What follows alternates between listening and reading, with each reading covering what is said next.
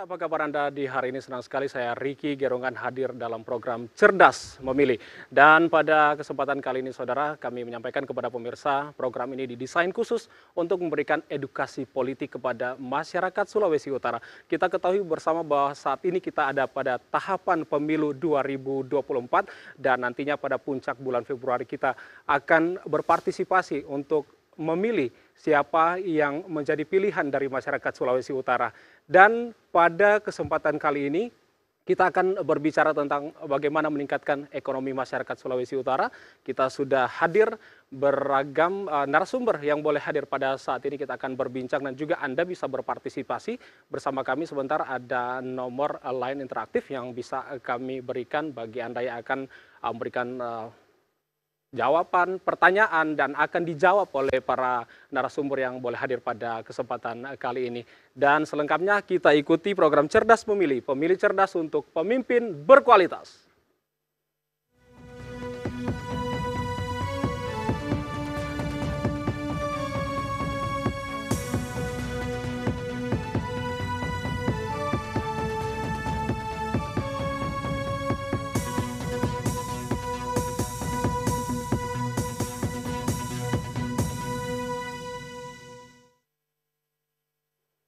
Saudara, pada perhelatan Pesta Demokrasi tentu menghabiskan biaya yang cukup besar dan tentu di balik semuanya itu masyarakat, khususnya masyarakat Sulawesi Utara memiliki harapan dan impian bagi pemimpin yang akan terpilih nanti. Salah satunya tugas dari Dewan Perwakilan Rakyat Daerah yang sekiranya terpilih dan membawa aspirasi dari masyarakat. Namun kalau kita melihat di tengah masyarakat saat ini, stigma terhadap anggota legislatif ini tidak semua menilai dengan hal positif. Ada hal-hal negatif yang diberikan atau disematkan kepada anggota legislatif yang duduk di parlemen untuk menyuarakan suara masyarakat. Kalau kita melihat Provinsi Sulawesi Utara, sejumlah sektor penting yang ada di daerah ini belum merata. Kalau kita melihat seperti pendidikan, kesehatan, dan juga beberapa sektor lainnya. Ini ada harapan dari masyarakat bagaimana mereka memilih anggota legislatif agar setiap aspirasi dari masyarakat, setiap keluhan dari masyarakat ini bisa diperjuangkan sehingga kesejahteraan untuk masyarakat Sulawesi Utara ini bisa terwujud. Namun tidak semua yang menilai seperti itu, tentu ada segelintir anggota legislatif juga yang benar-benar memberikan waktu, memberikan diri mereka untuk pengabdian kepada masyarakat Sulawesi Utara. Kita akan berbincang banyak saudara bagaimana salah satu sektor yakni sektor ekonomi, bagaimana pemerintah dan juga legislatif di dalamnya yang memperjuangkan semuanya ini untuk masyarakat Sulawesi Utara yang lebih sejahtera tentunya. Saya perkenalkan narasumber yang hadir pada malam hari ini. Yang pertama Ibu Eva Sumolang selaku entrepreneur, terima kasih sudah hadir TVRI. Dan selanjutnya saya panggil Bro aja, Bro Daniel Tampi, founder Kawanua Kreatif. Terima kasih. Sama-sama. Sudah bergabung. Bung Kalengkongan, ini sesuai dengan request nama untuk dipanggil pada live pada kesempatan saat ini. Dan Dr. Valentino Lumawa, akademisi Unika Della Salmana Domner. Terima kasih sudah berkenan hadir di studio TVRI. Dengan senang hati. Ya, di awal saya sudah sampaikan tadi ada stigma negatif yang dilayangkan oleh masyarakat terkait dengan anggota legislatif dalam menjalankan tugas dan fungsinya, meskipun kalau kita melihat juga tidak semua, karena ada beberapa juga yang memang benar-benar memberikan waktu dan effort mereka ini untuk masyarakat. Kalau Ibu Eva menilainya ini seperti apa? Iya, menurut saya stigma negatif yang ada di masyarakat salah satunya yaitu caleg itu hanya mencari nama atau mereka ada juga ketika akan mencalonkan lagi menjadi anggota legislatif baru muncul di masyarakat. Ya, itulah salah satu dua stigma negatif di masyarakat. Setuju dengan ungkapan dari masyarakat tersebut, Bu? Ada setuju. Setuju. Iya. Baik, kalau dari Bro Daniel ini melihatnya ini seperti apa? Kalau dari saya sebenarnya kalau bicara stigma kan tidak bisa dilepaskan dari apa yang masyarakat lihat selama ini. Jadi kalau misalnya ada stigma di masyarakat ya mungkin saja karena mereka tidak melihat kinerja yang baik dari anggota-anggota yang ada. Makanya penting untuk kita cerdas memilih, nantinya apalagi kita mau masuk tahapan pemilu, untuk menghilangkan stigma itu kan salah satu cara dengan memilih yang tepat. Sehingga nanti ketika terpilih dia bisa kerja. Karena mungkin ya sekarang saya termasuk yang setuju dengan persepsi yang ada di masyarakat karena mungkin mereka melihat banyak anggota dewan yang ya jarang lah kita lihat untuk dalam tanda kutip kerja ya. Mungkin itu sih kalau dari pandangan saya. Kerja kalau kita melihat kan ada banyak yang harus dilakukan. Kalau Bro Daniel ini melihat ini spesifiknya untuk pekerjaan di bidang apa saja yang mungkin? Sebenarnya kan fungsi-fungsi dasar dari anggota dewan kan contoh misalnya fungsi anggaran misalnya, atau fungsi-fungsi di dapil masing-masing misalnya.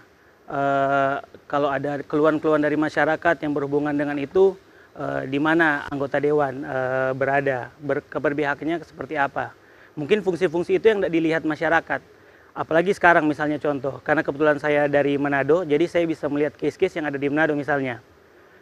Ada penggusuran di daerah Singkil, Mapangat. Masyarakat sampai demo ke kantor dewan. Harusnya kan itu jadi tugas dari anggota dewan, mengadvokasi itu kan sebenarnya. Bukan nanti masyarakat yang turun. Itu beberapa contoh sih. Atau di dapil-dapil, di daerah-daerah yang mungkin dekat dengan saya, masih banyak jalan-jalan yang berlubang, yang sebenarnya kan itu jadi salah satu tugas dari anggota dewan kan. Mungkin hal-hal itu yang misalnya masyarakat lihat kenapa ini tidak ada perbaikan dan lain-lain, mungkin ya salah satunya menjadi stigma bahwa anggota dewan mungkin tidak kerja. Mungkin itu beberapa contoh sih kalau menurut saya. Tidak bisa dipungkiri bahwa gaji dari anggota legislatif ini tinggi begitu. Artinya digelontorkan ini cukup banyak. Ada beberapa masyarakat juga menilai kalau sekarang kita lihat media sosial sudah sangat terbuka dan memang masyarakat memberikan penilaian ultimatum yang memang tidak memikirkan siapa yang dia tujukan, tetapi menilai bahwa tugas-tugas ini hanya menjadi lahan untuk bagaimana memperkaya dirinya sendiri lewat pekerjaan tentunya, tetapi di dalamnya sebenarnya ada tugas tanggung jawab yang besar. Kalau Bro Kalengkongan ini menilainya bagaimana? Setuju atau seperti apa? Iya, kurang lebih sama sebenarnya. Tapi pertama saya setuju dengan stigma negatif itu, tapi saya mencoba mengkonversi stigma negatif itu ke kalimat yang jadi positif. Saya menggantinya dengan harapan baru sebenarnya. Dalam setiap kontestasi politik pasti ada new hope di situ. Pasti ada harapan baru dari masyarakat untuk melihat hal-hal yang kurang dari para legislator yang telah mereka pilih, yang telah duduk, baik yang sudah bekerja maupun yang tidak bekerja sama sekali, sehingga ada harapan baru yang mereka idam-idamkan. Itu yang menurut saya memang kalau dari sudut pandang masyarakat umum pasti mengarahkan itu ke stigma negatif. Tapi kalau apakah anggota legislatif sekarang tidak ada harapan baru, Bro? Kalau dari segmen dari saya sendiri sebenarnya, saya masih yakin dan percaya masih banyak orang di luar sana yang baik, yang masih punya idealisme yang kuat untuk menjadi seorang legislator yang betul-betul ingin mengabdi kepada masyarakat.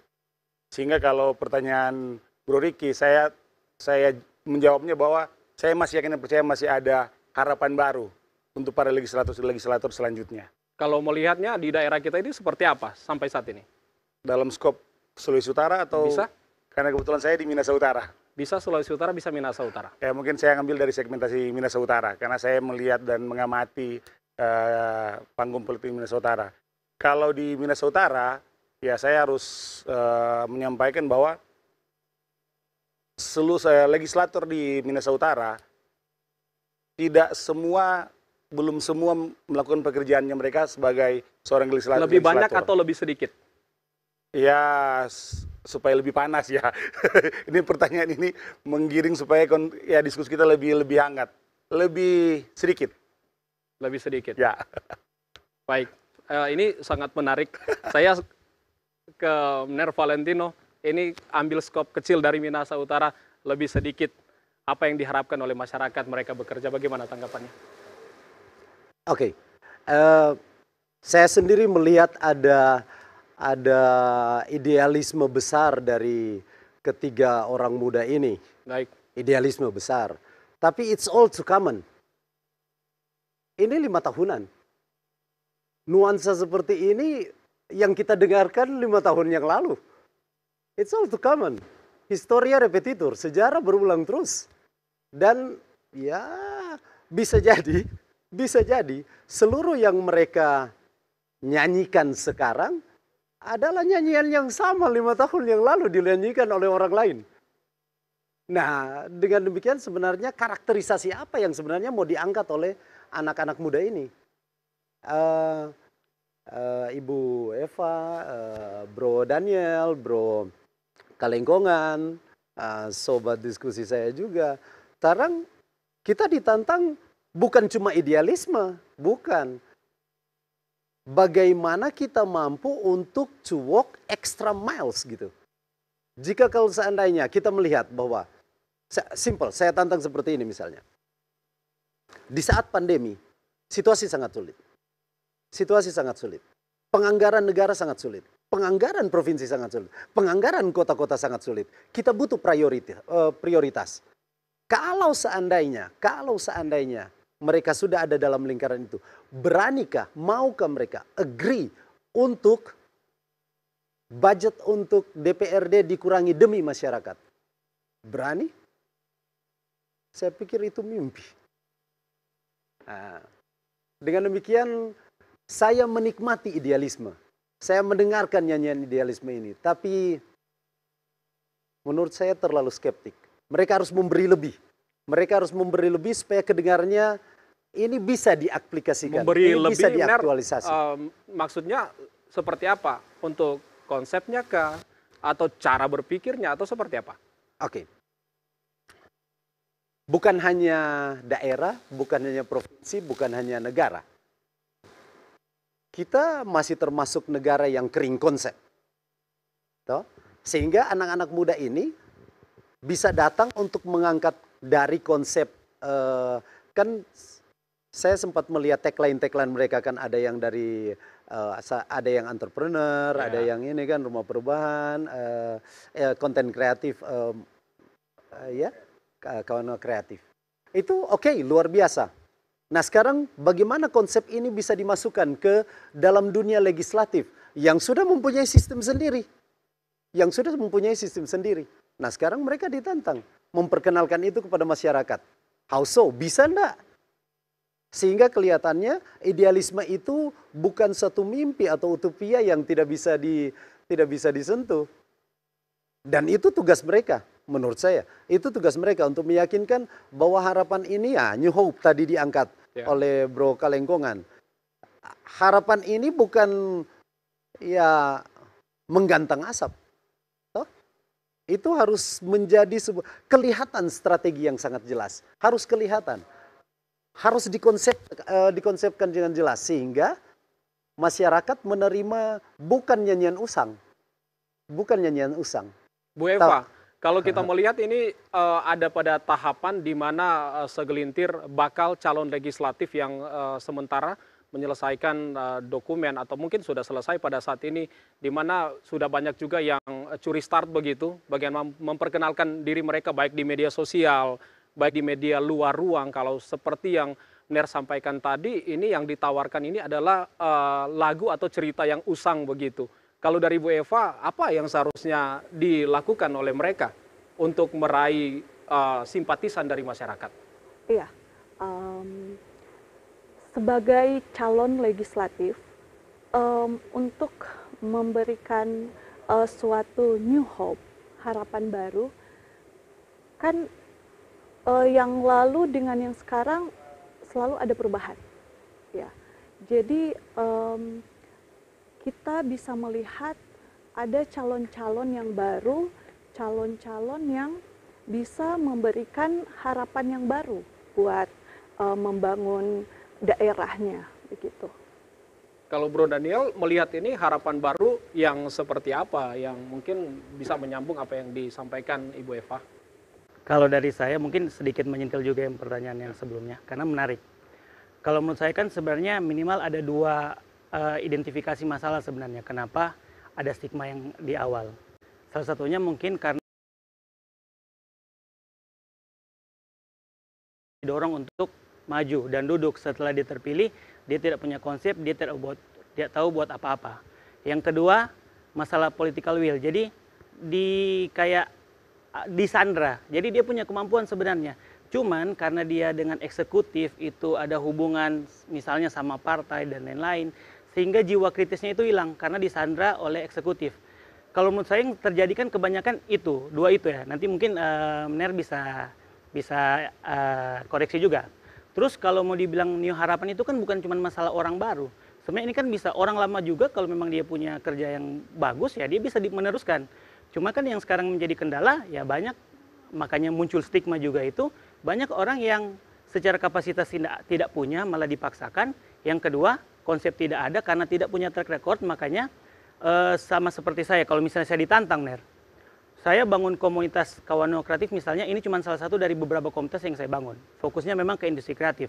Karena kalau menurut saya, jadi seseorang yang, bahkan sebelum saya berpikir untuk maju ke legislatif, jadi anak muda lah, harus punya concern tertentu di bidang tertentu. Ya. Dan saya concernnya di ekonomi kreatif. Saya bangun itu udah adalah 10 tahun. Kalau misalnya lihat track recordnya udah ada 10 tahun. Ketika saya memilih untuk maju, salah satu tujuan saya itu mengoptimalkan kerja-kerja saya selama ini. Karena kalau sekarang kan kita bergeraknya independen sebagai komunitas. Kita punya keterbatasan anggaran, kita punya keterbatasan jaringan dan lain-lain. Ketika kita masuk ke sistem kan berarti kita punya kapasitas itu. Kita bisa dorong anggaran untuk bangun youth center lah untuk anak muda agar bisa produktif, bisa menunjang ekonomi masyarakat juga. Kita bisa dorong misalnya produk UMKM bisa go nasional, go global. Dengan apa? Salah satunya dengan bikin perda misalnya. Hal itu yang kita mau dorong ketika kita masuk ke legislatif. Makanya yang menjadi kuncinya di situ. Kita harus lihat orang yang minimal punya track record lah. Selama ini dia sudah berkontribusi, sudah ada yang dia buat, itu yang kita pantas dorong. Karena kasarnya begini, belum jadi apa-apa pun dia sudah mau untuk berlelah, apalagi dia punya instrumen yang lebih. Kalau saya pikirnya ketika menjabat itu saya punya instrumen yang lebih, pasti akan lebih maksimal. Ketika ada yang kurang-kurang kan kita tinggal telepon ke Kadis, Pak ini kenapa belum Pak? Kan memang tugasnya begitu. Kita tidak punya tugas membangun. Baik, Bro Kelengkongan menyambung apa disampaikan Bro Daniel, ada juga kalau kita melihat ada juga yang tidak berbuat sama sekali diusung partai politik terpilih begitu. Tanggapannya bagaimana? Wah, saya diserang ini juga kan yang bisa lain. Disampaikan strategi partai politik untuk meraih suara dari masyarakat. Ya, kalau saya pikir itu yang bisa menjawab itu orang partai politik sebenarnya. Ya. Kenapa tidak ada seleksi kader partai sehingga pada akhirnya mengusung orang yang seperti dikatakan Bung Daniel tadi belum tidak tahu apa-apa tapi sudah duduk sebagai seorang legislator. Kalau saya sedikit juga menyambung apa yang disampaikan tadi oleh teman-teman, tadi pertanyaan juga dari Ner sudah mengarahkan kita ke konsep kita sebenarnya. Apa konsep kita 3 orang yang hadir sebagai narasumber sini supaya bisa kita uraikan. Kalau saya sedikit juga mengoreksi, saya founder Rumah Perbedaan, bukan Rumah Perubahan. Kalau Rumah Perubahan itu milik Pak Reinar Gasali. Baik. Dia juga salah satu mentor saya, sehingga saya 2012 sudah membangun gerakan ini, Gerakan Rumah Perbedaan, di mana memang concern kita adalah kemanusiaan. Kita punya tagline yang kuat sesama teman-teman di gerakan ini, teman-teman yang saya ambil dari lintas profesi, lintas agama, lintas golongan, lintas budaya, sehingga kita punya goal yang sama adalah saudara dalam kemanusiaan. Artinya banyak juga mendengar aspirasi dari masyarakat seperti itu, iya, Bro Kelengkongan? Betul sekali. Sehingga saat kalau nantinya terjun ke dunia politik dan pada akhirnya mungkin ya jika berkenan duduk sebagai seorang legislator, ya goal kita tetap sama, yaitu kemanusiaan. Sehingga walaupun kita berbeda, mungkin berbeda warna politik, berbeda warna dalam partai politik kita pasti kalau kita punya goal yang sama, kita akan mengutamakan kesejahteraan rakyat. Benar, ini menarik kita menghadirkan anak-anak muda yang luar biasa Sulawesi Utara begitu. Tadi Bro Daniel juga sempat menyindir terkait dengan bagaimana tugas yang dilakukan, sementara ada rambu-rambu, ada aturan yang harus dipatuhi, sehingga mungkin sudah ada new hope tadi yang sudah disampaikan, ada harapan-harapan yang memang sudah, oh ya ketika nanti duduk di parlemen ini akan dilakukan, tetapi setibanya ternyata ada aturan-aturan yang harus ikut rel seperti itu. Bagaimana tanggapannya begitu? Nah itu dia. Seberapa kreatif mereka untuk mengisi ruang kosong antara sistem internal DPRD dan idealisme yang mereka bawa. Ruang kosong itu nanti tersedia itu kalau Mner melihat? Jelas. Karena kan prinsip-prinsip aturan-aturan dari dalam DPRD, sistem internal mereka tidak mengatur seluruh kehidupan dari misalnya dewannya. Tidak. Ada begitu banyak ruang kehidupan dari sang dewan yang masih bisa dieksploitasi, yang masih bisa dia gunakan sebagai wilayah di mana dia bisa menunjukkan ini konsep saya, ini gerak kerja saya. Tapi hati-hati.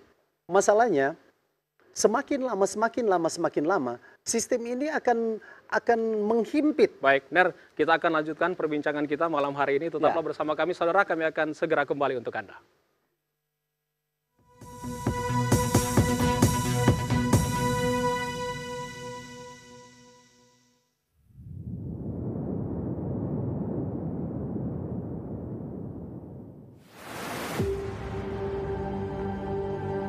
Indonesia.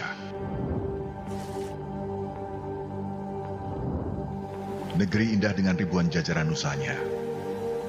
Lukisan alam laksana Jamrud para dewa.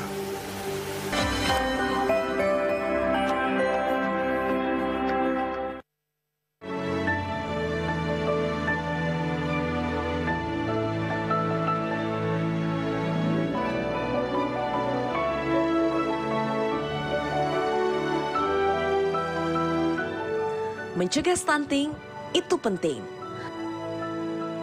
Stunting adalah gangguan pertumbuhan akibat kekurangan asupan gizi dalam waktu yang lama.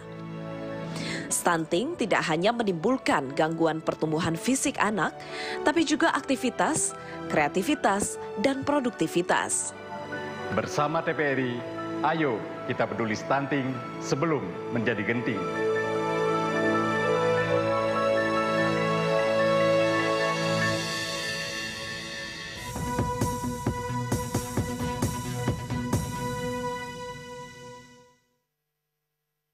Saudara, terima kasih Anda kembali menyaksikan Cerdas Memilih, pemilih cerdas untuk pemimpin yang berkualitas. Saya lanjutkan, saya ke Mner tadi masih dalam penjabaran, silakan. Sistem yang menghimpit. Ya. Mereka akan menggunakan kendaraan partai politik yang akan memberikan seluruh ide-ide mereka, konsep yang harus diperjuangkan, politik praktis yang harus diperjuangkan oleh setiap partai politik, dan mereka akan terhimpit dengan itu. Idealisme mereka pasti akan menguap. Karena dihimpit oleh itu. Apakah mereka mau di PAW tengah jalan karena mereka tiba-tiba keluar dari apa yang ditekankan oleh partai politik. Dan itu sudah tahu, itu cerita perpolitikan yang sangat biasa. Nah, kita belum masuk ke masalah-masalah setiap daerah misalnya. Saya kasih contoh, secara makro. Sulawesi Utara, dia bergerak baik.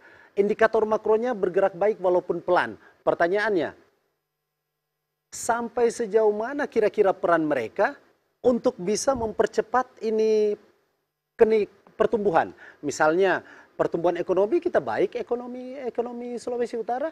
Dorong mau mereka kontribusi apa untuk mempercepat ini? Jika sama, what's the difference? Apa perbedaannya? Jadi ini tantangan. Kemiskinan misalnya. Kemiskinan Provinsi Sulawesi Utara senantiasa dipuji oleh pusat karena berada di bawah nasional dan senantiasa lebih baik di Pulau Sulawesi, dan kita senantiasa menurun. Sekarang 7,28 misalnya. Pertanyaannya, mereka bisa mempercepat seperti apa? Ini masalah-masalah real. Sebelum tadi saya sudah buka dengan masalah partai politik, tapi sekarang masalah-masalah real. Misalnya di Manado, masalah pengangguran. Oke, nah kalau kita bicara pengangguran, Sulawesi Utara ditantang untuk ini karena kita selalu berada di atas rata-rata nasional. Sekarang kita 6,61%, nasional 5, how so? Apa kontribusi mereka dengan seluruh kegiatan kreatif mereka? Saya tidak menantang, saya tidak pesimis dengan orang muda. Saya orang muda, saya mau orang muda masuk. Tapi pertanyaannya, seberapa besar konsep mereka, seberapa kuat komitmen mereka, seberapa kuat mereka ketika duduk di legislatif tidak akan membuka laptopnya dan main judi online. Come on. Tuh, itu godaan-godaan yang sangat sederhana. Nah, mereka harus mampu untuk masuk di sana. Idealisme ini harus mereka bangun. Nah, apakah mereka juga mampu untuk contoh, kemiskinan tadi saya sudah angkat. Nah, sekarang pengangguran di Manado, misalnya di Minut, stunting. Apa kira-kira kontribusi nanti dari Bro Kelengkongan untuk mempercepat penurunan stunting? Nah, Bitung misalnya, apa yang bisa dimasukkan? Stunting di Bitung dan kemiskinan di Bitung masih ada. Baik. Apalagi kita didesak oleh kemiskinan ekstrim yang harus 0 2024. Apa kontribusi mereka kira-kira? Ner, namun kalau kita melihat sekalipun tadi sudah diuraikan dari angka ekonomi, dari angka kemiskinan itu selalu baik dan lain sebagainya.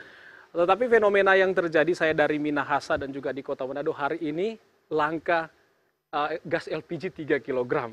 Masyarakat yang membeli harus bawa kartu keluarga, harus bawa KTP begitu. Nah. Kalau Bro Daniel tanggapannya bagaimana? Apakah mungkin ini dari para legislatif nanti bisa masuk tadi seperti yang disampaikan Ner, ada ruang, ada celah yang bisa diisi untuk bagaimana bisa memberikan kepada masyarakat bahwa ini yang saya lakukan. Ya. Bagaimana tanggapannya? Nah, saya senang dengan pertanyaan Ner tadi. Ya. Challenge lah. Kalau untuk Manado kan salah satu mungkin kendalanya itu ada faktor pengangguran ya Ner. Menurut saya ini malah sesuai dengan visi yang pengen saya bawa ketika saya misalnya. Jika nanti dipercayakan iya, begitu ya? dipercayakan misalnya. Sekarang kan masalah pengangguran beberapa indikatornya itu kan pertama masalah pendidikan. Karena pendidikan kurang akhirnya cari pekerjaan susah. Terus kedua yang menjadi salah satu penyebab juga kan masalah orang mau buat usaha tidak ada modal, Mer. Itu beberapa faktor dan masih banyak faktor lainnya. Sedangkan kan kita lihat sekarang ada satu industri yang namanya industri kreatif, industri ekonomi kreatif yang sebenarnya tidak memerlukan modal besar untuk memulai usahanya, tidak perlu memerlukan pendidikan yang tinggi untuk terjun ke industri itu. Karena yang dibutuhkan itu skill. Walaupun sebenarnya kita tidak mau bilang pendidikan itu tidak penting, nah, Mer. Tapi kan ada juga orang karena masalah ekonomi tidak mampu untuk sekolahkan anak atau misalnya kuliahkan anak, tidak bisa dipaksa kan, Mer. Yang harus kita carikan ada enggak wadah-wadah yang bisa ibaratnya ya tempat untuk mereka terjun. Ekonomi kreatif itu adalah hal yang semenjak kalau tahun lalu itu, Mer, penyumbang PDB-nya itu sudah nomor kalau tidak salah nomor berapa ya angkanya saya lupa, tapi sudah mulai signifikan. Industri kreatif ini kan 18 subsektor. Ada kuliner di dalam, ada kriya, kerajinan, industri penampilan, musik, dan lain-lain. Yang sekarang itu sangat relevan dengan zaman. Artinya orang tanpa pendidikan yang memadai, ya makanya saya pengen sekali itu dorong pemerintah itu buat satu misalnya konsep kreatif hub. Satu tuh orang bahan-bahan, kalau di Jakarta itu kan ada Jakarta Creative Hub, di Bandung juga ada Bandung Hub. Jadi di dalam situ ada namanya itu maker space, di dalam alat-alatnya sudah dipersiapkan, orang tinggal dikasih workshop, punya keinginan belajar langsung terjun ke industri, langsung menemukan pasarnya, marketnya. Saya mau mendorong pemerintah untuk adakan itu di Manado, karena jujur di Manado benar salah satu itu bahkan bukan cuma satu di Manado. Saya pengen di setiap kelurahan itu ada, Mener. Baik. Bro Daniel, kalau saya melihat data sebenarnya untuk tingkat pengangguran malah lebih banyak yang sarjana sebenarnya dibandingkan dengan SD, SMP, dan SMA. Kalau Bro Kelengkongan melihat ini seperti apa? Ada industri kreatif yang digaungkan oleh pemerintah dan juga legislatif tentu bekerja sama sehingga hal ini bisa diangkat dan memberikan lapangan pekerjaan bagi masyarakat. Ya, oke, baik. Sangat setuju dengan industri kreatif, apalagi yang digawangi oleh orang-orang muda. Karena memang kalau saya sendiri di Bidasa Utara, saya fokus ke kuliner. Dan kuliner itu kalau mungkin bisa nantinya bisa dilihat juga di tempat usaha saya itu, saya memiliki, saya bikin kayak di Jangkar Sandar itu ada 6 kontainer, itu diisi oleh kuliner-kuliner yang beragam. Jadi itu pun yang ngisi itu anak-anak muda semua. Sehingga saya kalau anak muda sudah jualan siomay, batagor, gado-gado, ya yang lain harus jualan lalapan, jualan boba dan lain sebagainya. Sehingga saya pikir dengan adanya keragaman kreativitas dari anak muda itu bisa membuat boleh dibilang industri-industri itu bisa hidup semua. Kemudian juga saya setuju dengan yang disampaikan Bung Daniel tadi tentang ya kebijakan pemerintah yang responsif. Artinya kalau memang ada kebutuhan-kebutuhan yang harus disupport untuk industri kreatif orang muda, itu harus dikawal sebenarnya. Sehingga nantinya kalau dikawal ada beberapa regulasi yang nantinya bisa mengawal, ya sudah disebutkan tadi ada Perda, itu bisa mengawal industri kreatif, saya pikir apa yang menjadi statement dari Mener tadi, kita akan mempercepat. Saya ke Mener Valen, tadi menarik. Ini sudah berbicara konsep ternyata ada dari industri kreatif juga dari kuliner. Ibu Eva juga mungkin nanti kalau dipercayakan ada konsep tersendiri. Apakah ini tadi yang dimaksud Ner, bagaimana masuk celah ruang kecil itu untuk bagaimana bisa memastikan kepada masyarakat ini yang bisa mereka lakukan begitu, atau seperti apa? Dari Ner tanggapannya bagaimana? Saya berikan panorama kepada mereka untuk memperlihatkan bahwa betapa akan sulit dengan strategi seperti itu. Simple. Begini, tadi Bro Riki sudah mengangkat dengan baik. Kemiskinan kita, it is not about the orang yang tidak berpendidikan. Banyak anak SMK justru, banyak sarjana justru. Nah pertanyaannya, mereka ini adalah anak-anak yang berpendidikan. Nah, berarti kan kita pengangguran akademik. Nah, pertanyaannya, bagaimana mereka bisa diserap semua dalam, tidak semua, dalam industri kreatif? Karena ini problemnya, secara psikologis masa, banyak orang bukan sementara menanti apa, mereka menanti pekerjaan formal. Nah, apakah teman-teman ini, Daniel dan Bro Kalengkongan misalnya, memikirkan bahwa yang mereka tawarkan ini kan adalah informal?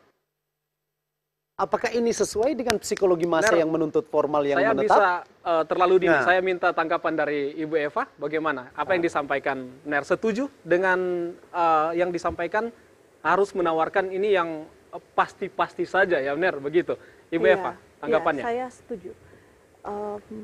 Saya setuju dengan Ner.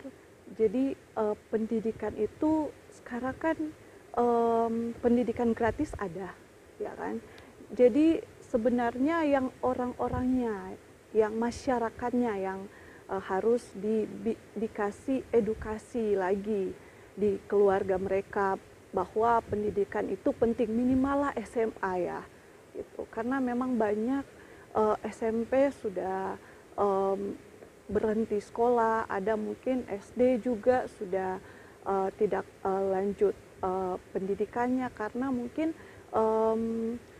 kurangnya edukasi mungkin bagi keluarga-keluarga yang mungkin kurang mampu gitu, sehingga mereka tidak bisa melihat pendidikan itu penting gitu. Baik. Ner, saya harus menghargai narasumber yang boleh bergabung dan sudah mengirimkan pesannya. Saya bacakan. Sevanya dari Ranomut, pertanyaannya, halo, saya mau bertanya ke Bro Daniel Kalengkongan dan Ibu Eva. Iya, mungkin ini yang, apa strategi ketiga narasumber for meningkatkan ekonomi masyarakat yang nyata, Dang? Selama ini kita jalia banyak ding janji-janji manis katanya. Iya, Bro Kalengkongan, boleh silakan. Iya, mungkin saya sudah sempat menyampaikan di awal tadi sebelum ditanya oleh penanya tadi bahwa memang kalau saya pribadi sebelum mungkin saya sedikit cerita histori dulu. Saya bukan orang partai, saya baru bergabung masuk dalam pusaran politik baru tahun ini. Sehingga saya betul-betul sudah menekuni industri ya dalam hal ini kuliner, kopi dan lain sebagainya itu sudah lama. Sehingga kami mungkin sedikit juga dalam tanda kutip merasa juga apa yang disampaikan Ner tadi bahwa tidak semua orang muda itu mengejar pekerjaan formal. Ya. Banyak juga yang merasa dengan pekerjaan yang informal seperti usaha kuliner itu sudah membuat mereka sukses menurut apa yang mereka impikan. Jadi cita-cita mereka adalah itu sebenarnya, sehingga tidak perlu harus mendapatkan pekerjaan formal. Sehingga kalau langkah konkret saya adalah ya saya ingin menggait sebanyak mungkin anak muda supaya betul-betul bisa fokus dalam usaha-usaha kreatif dalam hal ini kuliner yang saya sudah jalankan selama ini.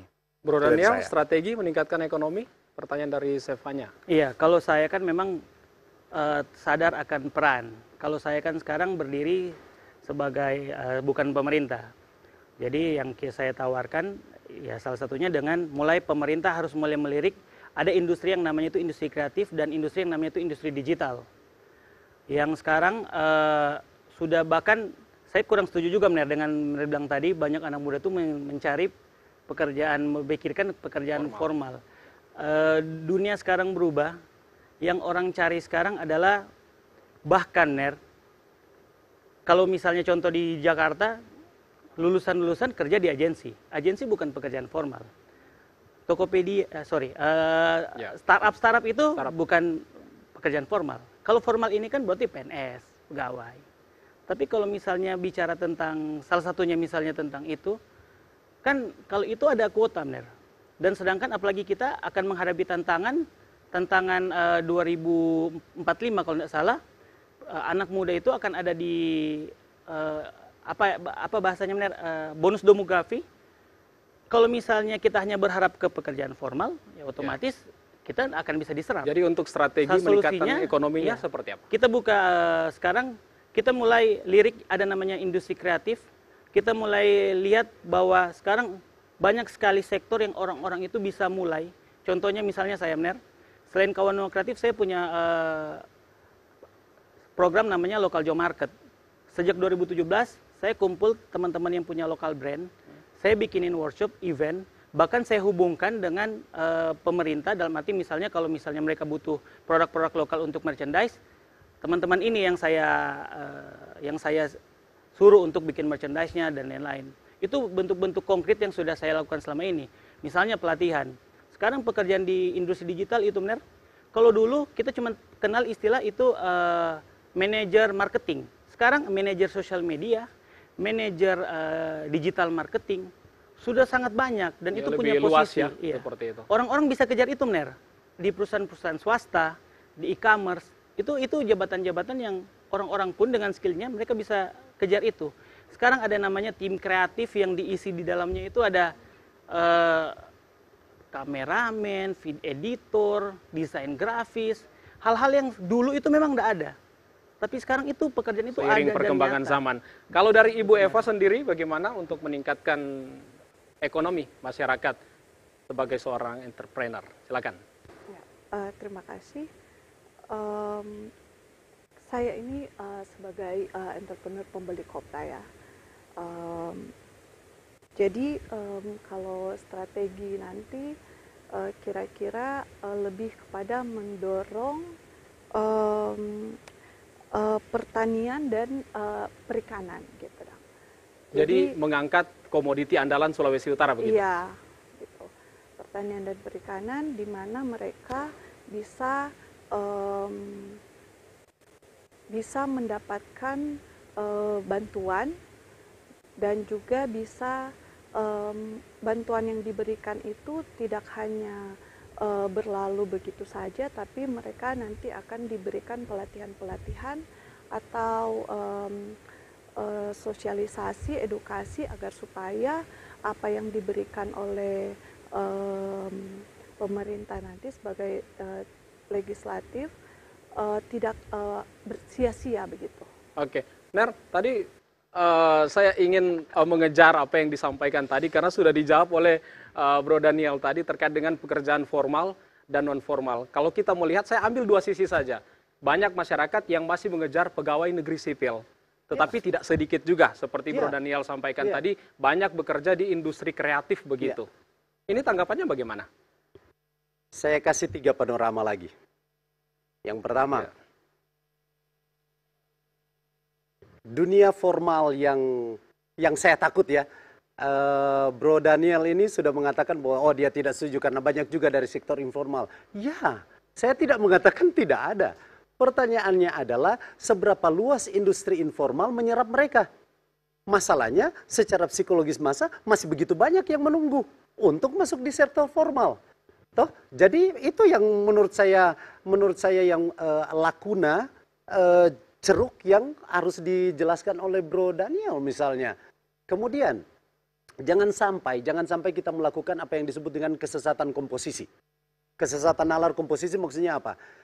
Dia berlaku pada beberapa anggota, kemudian kita generalisasi dia berlaku pada seluruh anggota.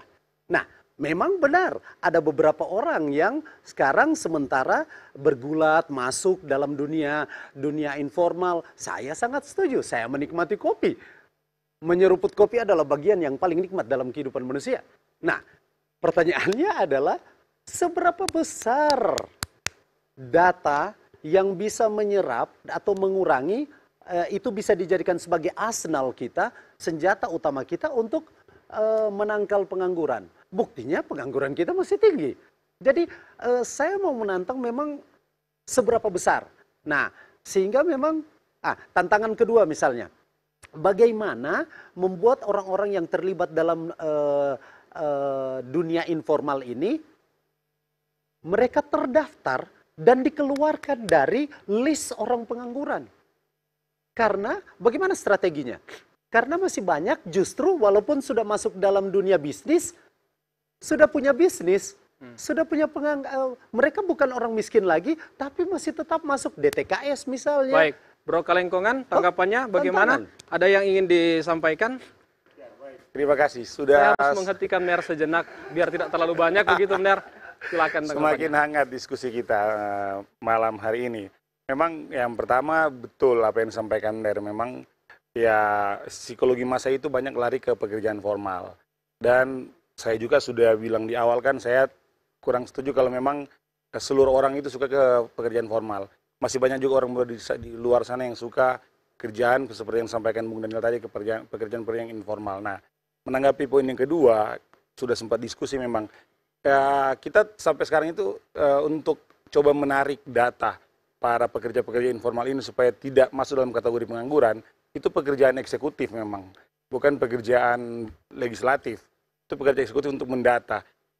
Legislatif hanya untuk mendorong sebenarnya, mengawal agar supaya pendataan itu bisa segera dijalankan dan regulasi itu bisa dikeluarkan. Bahwa KTP mereka bukan lagi pengangguran atau apa, tapi sudah kategori ya apalah swasta dan lain sebagainya.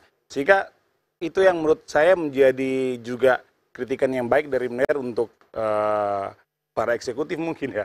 Karena memang kalau mau dilihat banyak juga orang-orang teman-teman kita, teman-teman saya yang nimbrung dalam usaha kami di kuliner. Mereka memang di kampung dikenal orang yang nggak bekerja, pengangguran. Padahal mereka punya penghasilan bulanan. Itu yang menjadi tanda tanya bagi saya juga sebenarnya. Ya, dan sudah disampaikan oleh dan jawaban saya adalah itu adalah pekerjaan-pekerjaan pemerintah, pekerjaan eksekutif untuk ya mengumpulkan data-data supaya mereka bisa tidak dikategorikan sebagai pengangguran. Tetapi artinya legislatif mempunyai tugas untuk melakukan pengawasan, ya, bukan betul sekali. Ibu Eva, tanggapannya bagaimana selaku entrepreneur komoditi, kopra seperti itu?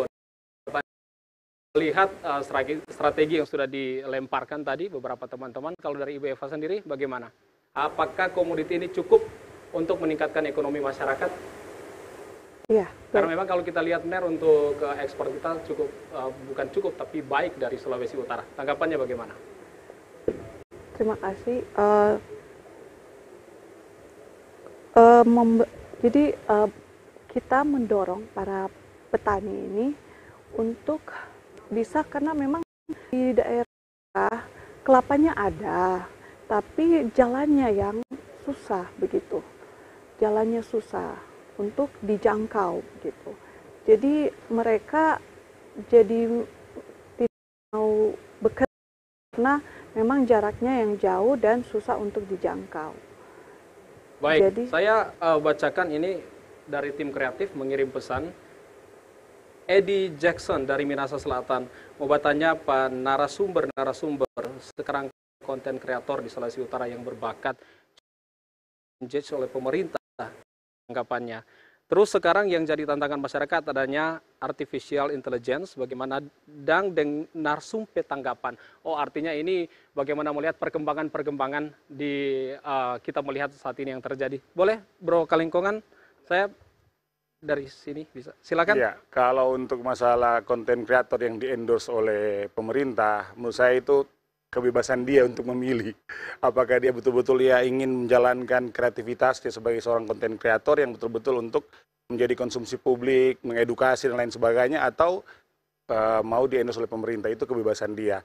Mengenai artificial intelligence, ya itu harus menjadi apa ya, menjadi kita harus memperhatikan bersama-sama karena memang terkadang itu juga bisa disalahgunakan sebenarnya. Untuk artificial intelligence kita dengan mudah bisa merubah segala sesuatu di sosial media. Contoh kita bisa dari wajah kita, suara kita itu bisa dirubah sehingga menjadi kewaspadaan bagi anak muda sekarang Bro ini. Daniel, ini bagaimana jika nantinya legislatif bekerja sama pasti bagaimana menyodorkan sejumlah konten kreator tadi seperti pertanyaan untuk ada kerjasama dengan pemerintah yang pastinya ada kucuran bantuan di dalam situ. Seperti apa tanggapannya? Sebenarnya kan sebagai pekerjaan baru kan konten kreator ini kan artinya pembuat konten. Semua orang bisa. Segmennya juga macam-macam. Biasanya bahkan sudah ada red card masing-masing. Orang yang sudah punya branding yang kuat kan biasanya dia akan lebih hati-hati memilih dengan siapa dia berkolaborasi misalnya. Tapi kalaupun memang harus kolaborasi dengan pemerintah, sebenarnya kan dia punya kemampuan untuk melihat konten apa yang mau ditampilkan. Kalau memang sudah sangat-sangat endorsement yang frontal, ya dia bisa menolak. Dan masyarakat sekarang kan sudah pintar, tahu mana yang natural dan mana yang memang endorse yang betul-betul ini sudah tidak natural. Jadi sebenarnya itu kembali lagi ke konten kreatornya masing-masing, melihat value mana yang lebih besar, apakah value akan dapat ke dia lebih besar yang mana, dia bisa pilih. Kalau tanggapan saya sih soal konten kreator yang di-endorse pemerintah itu seperti itu. Kalau untuk AI, mungkin sedikit menanggapi AI ya. AI ini bentuk dari kemajuan teknologi dan kita tuh tidak bisa pungkiri. Bahkan ke depan bukan hanya akan sampai di AI. Ada kemungkinan robot yang akan menggantikan pekerjaan-pekerjaan manusia. Sekarang kan di tol sudah pernah ada orang. Tap. Dan itu akan tidak bisa dihindari. Tapi yang membedakan AI dengan kita kan namanya mesin dan manusia itu kan ada otak. Manusia punya otak. Jadi ada hal-hal yang kalau mesin mungkin tidak bisa, dia tidak bisa filter. Tapi kalau manusia kan bisa filter. Jadi manusia secanggih-canggihnya mesin, tetap manusia akan lebih punya akal untuk menjalankan mesin. Baik. Benar Valentino berbincang pada malam hari ini cukup panjang kita. Apa yang bisa didiskusikan di part terakhir ini? Saya minta singkat dari Benar Valen. Yang pertama, itu justru ruang jeda yang saya pikirkan perlu mereka gunakan. Bro, kalau itu kan tadi mengatakan bahwa kalau seandainya mendata itu wilayah dari eksekutif.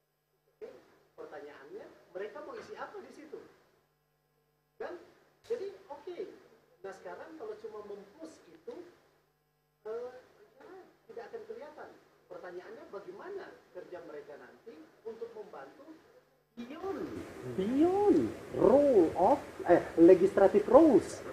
Mereka harus dituntut untuk maju ke sana supaya kita tidak breeding anak-anak muda yang kita breeding anak muda yang jika masuk perubahan perbedaan. Saya minta tanggapan terakhir dari Ibu Eva, silakan. Ya, jadi kalau menurut saya tidak masalah tentang kolaborasi bersama pemerintah. Yang penting yang terbaik untuk rakyat. Oke, baik, terima kasih perbincangan kita pada malam hari ini. Sangat menarik tentu. Saya ucapkan terima kasih Ibu Eva Sumolang, terima kasih sudah hadir, Bro Daniel Tampi, dan juga Bung Agustinus Koba Kalengkongan, Bro Kalengkongan. Ner, terima kasih sudah hadir di Cerdas Memilih. Kita berjumpa di lain kesempatan. Saudara, terima kasih Anda sudah bergabung bersama kami. Cerdas Memilih TVRI, pemilih cerdas untuk pemimpin berkualitas. Saya Riki Gerungan, terima kasih dan sampai jumpa.